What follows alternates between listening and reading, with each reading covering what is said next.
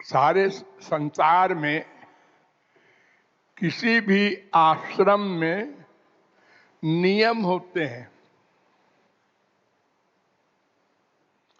भगवान के यहाँ भी नियम होते हैं। वेदों में केवल नियम ही बताए गए हैं, प्रत्येक जीव को क्या करना है। हम भी आप लोगों को नियम बताते हैं। आप लोगों का मानव देह क्यों मिला है, उसके लिए क्या करना है। वैसे ही हमारे इस आश्रम में भी नियम का पालन होना चाहिए। और आश्रमों में सवेरे आरती आदि में हाजिरी होती है, जैसे स्कूल में हाजिरी होती है। पहले हमारे यहाँ भी होती थी। मंजरी सबकी हाजिरी लेती थी, साधना प्रोग्राम में भी। लेकिन अब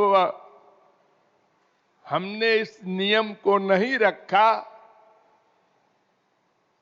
क्योंकि बहुत से मरीज होते हैं, बहुत से अति बूढ़े होते हैं, और फिर हम आशा करते हैं कि हमारे बच्चे नियम के विपरीत काम नहीं करेंगे। लेकिन मन सबका दुश्मन है। ये बिगाड़ देता है बड़े बड़ों का दिमाग। अर्थात किसी को आलस्य ने घेर लिया, अब कौन जाए। अरे अगर कोई पूछेगा आश्रम में, कह देंगे तबीयत ठीक नहीं थी। यहां तक पाप करने को ये मन कराता है। मन झूठ बोल देंगे राधा रानी के धाम में रहकर भी। सिर में दर्द हो रहा था, पेट में दर्द हो रहा था, कोई बहाना। लेकिन हमने यहां शिकायत सुनी है कि बहुत से समर्थ होते हुए भी आलस्य के कारण, लापरवाही के कारण आरती आदमी नहीं आते। हमारे अनंत जन्म इसी मन ने बिगाड़ा है। सवेरे नींद आ रही है, संसार में अगर कोई पेट के लिए सर्विस करता है और उसकी रात की ड्यूटी होती है। अरे हमारे आश्रम में ही बहुत से कर्मचारी जो रात को ड्यूटी करते हैं, पहरा देते हैं, ये छोटी सी तनख्वाह में और रात भर जागते हैं। क्या इनका मन नहीं कहता सो जाऊं? क्या इनका शरीर कुछ भिन्न है? लेकिन इनको फिक्र है, अगर हम सो जाएंगे और पकड़े जाएंगे तो निकाल दिए जाएंगे, तो हमारे बाल बच्चे क्या करेंगे। और आप लोगों को तो भगवान का, राधा रानी का, गुरु का भय होना चाहिए। वो देख रहे हैं।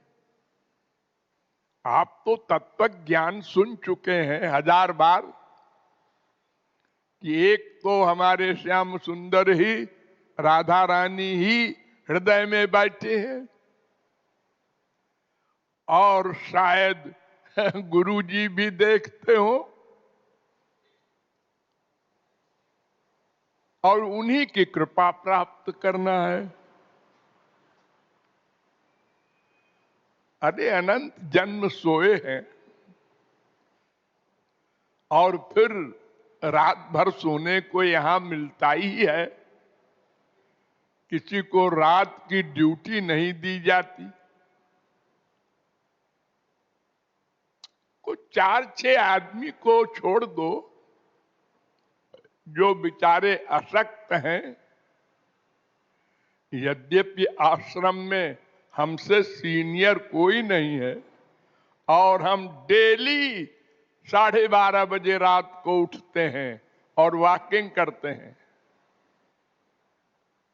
सब मालूम है सब लोगों को।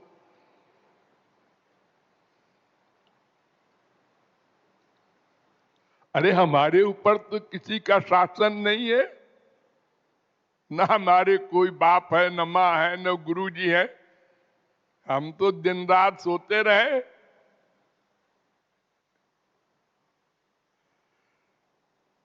तो कम से कम हमको देखकर तो आप लोगों को उसका अनुसरण करना चाहिए कि 89 साल की उम्र में महाराज जी इस प्रकार सवेरे से उठ करके और फिर आरती में सबसे पहले आते हैं। एक दिन भी ऐसा हुआ महाराज जी गैर हाजिर रहे हो? आप लोगों में से किसी की भी इच्छा हो गई आज नहीं जाएंगे आरती में, लेकिन महाराज जी ने तो कभी ऐसा नहीं किया। और अगर कभी 2-4 मिनट की देर हो गई आने में तो आप लोग झांकते रहते हैं, क्यों नहीं आए?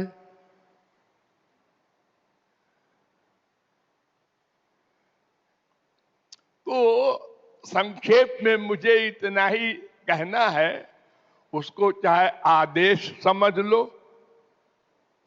आज्ञा समझ लो और चाहे आश्रम का नियम समझ लो कि सबको आरती में आना है, लेक्चर में आना है। जो भी यहाँ के कायदे कानून हैं वो सब आप लोगों को मालूम है। उसी के अनुसार आश्रम में रहना चाहिए। आश्रम में आपको बनी बनाई रोटी मिलती है, ये तो कम से कम ख्याल कीजिए आप लोग। क्या भगवान को जवाब देंगे मरने के बाद? बैठे बैठे खाना मिल गया, बैठे बैठे नाश्ता मिल गया, रात भर सोने को मिल गया और फिर भी भगवान की आरती में नहीं पहुंचे। केवल मन के कहने में आ गए। जब हम चल सकते हैं, खाना खाने के लिए रसोई घर में जा सकते हैं, तो थोड़ी 10 कदम आगे साधना में, कीर्तन में क्यों नहीं जा सकते? हाँ ठीक है, फीवर है, कोई बीमारी है इस समय, तो मजबूरी है, वहीं पर भगवान का स्मरण कीजिए। लेकिन समर्थ हो करके और नियम का उल्लंघन न कीजिए, वरना हमको कड़ा नियम बनाना पड़ेगा। और फिर यह भी हो सकता है कि हम 2-4-6 लोगों को बाहर का रास्ता दिखा दें, तो फिर आप लोग कहेंगे महाराज जी तो बड़े सख्त हो गए। महाराज जी अपने लिए सख्त नहीं होने जा रहे हैं, आपके कल्याण के लिए। इसलिए आप लोग नियम का ठीक ठीक पालन करेंगे। हम आशा करते हैं कि वो सिचुएशन नहीं आएगी जिसमें हमें सख्ती करनी पड़े। Thank you.